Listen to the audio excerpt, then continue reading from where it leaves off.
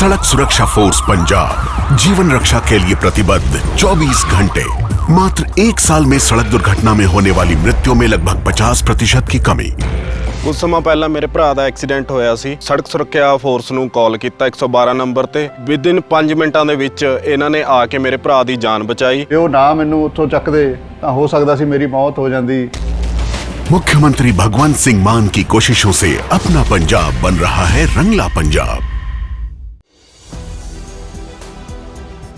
नमस्कार, आप देख रहे हैं 4 PM। मैं हूं आपके साथ सिमरन। दोस्तों, देश में नागपुर की एक संस्था है जो खुद को बहुत ही धार्मिक, अनुशासन प्रिय और राष्ट्रवाद से ओतप्रोत होने का दावा करती है, लेकिन हकीकत क्या है ये पूरी दुनिया जानती है। अब इसी की एक नई नजीर बीजेपी के एक्स MP रमेश बिधूड़ी के रूप में सामने आई है। जी हां, रमेश बिधूड़ी ने कांग्रेस सांसद और महासचिव प्रियंका गांधी पे विवादित बयान दिया है। इस बयान से बिधूड़ी जी की मानसिकता और संघ की ट्रेनिंग एक बार फिर से सवालों के घेरे में है।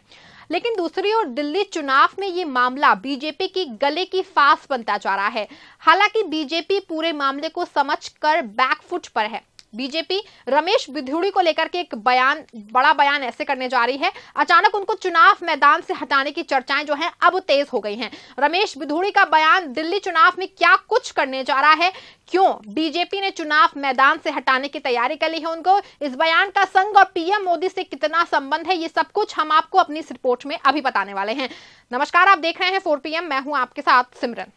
दोस्तों, दिल्ली की कड़कड़ाती सर्दी में सियासी बयानबाजी ने माहौल में गर्मी पैदा कर दी है। PM मोदी के आपदा को हटाने वाले बयान के बाद जुबानी जंग और ज्यादा तेज हो गई है। PM मोदी ने दिल्ली को 4500 करोड़ की योजनाओं की सौगात के साथ क्या कुछ कहा था, आप भी सुन लीजिए। मैं भी कोई शीश महल बना सकता था। दिल्ली में ऐसी सरकार बैठी है जिसको दिल्ली के बच्चों के भविष्य की परवाह नहीं है। दिल्ली एक बड़ी आपदा से घिरी है। शराब के ठेकों में घोटाला, बच्चों के स्कूल में घोटाला, गरीबों के इलाज में घोटाला। आपदा को नहीं सहेंगे, बदल के रहेंगे। हालांकि PM मोदी के बाद आपके एक्स CM अरविंद केजरीवाल ने बीजेपी पे बड़ा पलटवार किया था। उन्होंने PM मोदी की आपदा के बयान पे पलटवार करते हुए कहा था, अभी तक तो बीजेपी के पास ना कोई CM चेहरा है, ना कोई नैरेटिव है और ना कोई दिल्ली को लेके विजन है कि वो क्या करेंगे। 10 साल में उन्होंने कोई काम नहीं किया और इसी वजह से बीजेपी केवल और केवल आम आदमी पार्टी को गालियां देके ये चुनाव जीतना चाहती है। हालांकि अभी PM मोदी और केजरीवाल के बयान के बाद बीजेपी और आप के बीच अभी वॉक युद्ध चल ही रहा था कि बीजेपी के एक एक्स MP रमेश बिधूड़ी के बयान ने बीजेपी को परेशानी में डाल दिया है। बिधूड़ी हर बात की तरह इस बार भी विवादित बयान देकर के सुर्खियों में आ गए हैं। उन्होंने बिहार के एक्स MP लालू प्रसाद के एक पुराने बयान का हवाला देते हुए कांग्रेस महासचिव और सांसद प्रियंका गांधी को लेकर के अपमानजनक टिप्पणी की है। जी हाँ, आप भी सुनिए रमेश बिधूड़ी का वो बयान। कालकाजी भी सुधार कैंप के सामने वाली, बराबर वाली, अंदर वाली सारी की सारी सड़कें प्रियंका गांधी के गाल जैसे जरूर बना देंगे। लालू ने कहा था बिहार में कि बिहार की सड़कों को मैं हेमा मालिनी जी के गालों जैसे बना दूंगा। लालू ने झूठ बोला था, नहीं बना पाया, लेकिन मैं आपको विश्वास दिलाता हूं, जैसे ओखले की सड़कें हमने बना दिए, संगम बिहार की सड़कें बना दिए, इसी प्रकार से कालकाजी भी सुधार कैंप के सामने वाली, बराबर वाली, अंदर वाली सारी की सारी सड़कें प्रियंका गांधी के गाल जैसे जरूर बना देंगे। वीडियो में आपने देखा कि किस तरह से एक पूर्व सांसद और खुद को संघ का सक्रिय सदस्य होने का दावा करने वाले नेता किस तरह से महिला सांसद पे मजाक उड़ा रहे हैं उनका। दरअसल ये बेचारे इस नेता की गलती नहीं है, इनको शुरू से शायद यही सिखाया गया हो, क्योंकि पहले भी वो संसद में गाली गलौज कर चुके हैं। बिधूड़ी का ये बयान पूरी दुनिया ने लाइव देखा और सुना है। हालांकि प्रियंका गांधी के बयान पर भाजपा बुरी तरह फंस चुकी है। अब ये हंगामा बढ़ता ही चला जा रहा है। कांग्रेस की प्रवक्ता सुप्रिया ने इस पूरे मामले पर भाजपा नेता रमेश बिधूड़ी को आड़े हाथों लिया है। सुप्रिया ने जमकर के संघ और भाजपा परिवार की धज्जियां उड़ाई है। बीजेपी वस्तुतः महिला विरोधी है और इसका प्रमाण वो बार बार देते हैं।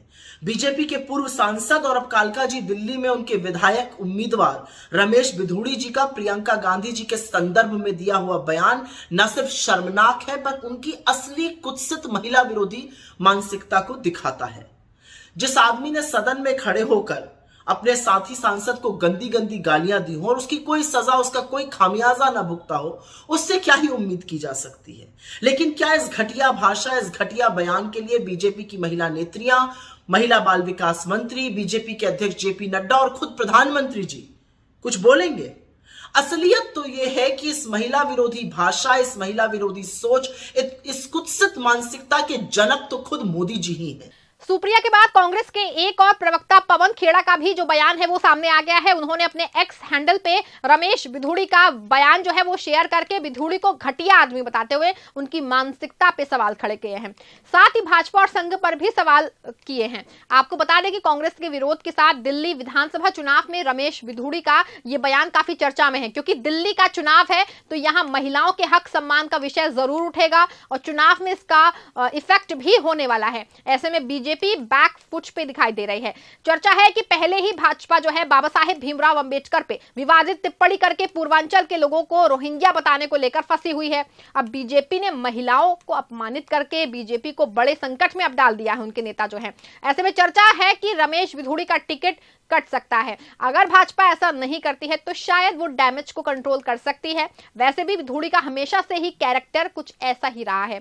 कभी वो संसद में अपने ही साथी मुस्लिम सांसद कुंवर दानिश अली को गाली देने लगते हैं तो कभी वो सोनिया गांधी के खिलाफ अपमानजनक बयान देने लगते हैं और फिर चर्चा में आ जाते हैं। हालांकि माना जा रहा है कि अगर संसद में दिए गए बयान पर कार्रवाई की गई तो शायद आज फिर से रमेश बिधूड़ी की ये भाषा नहीं होती, अगर उन पे उस समय वो कार्रवाई की गई होती।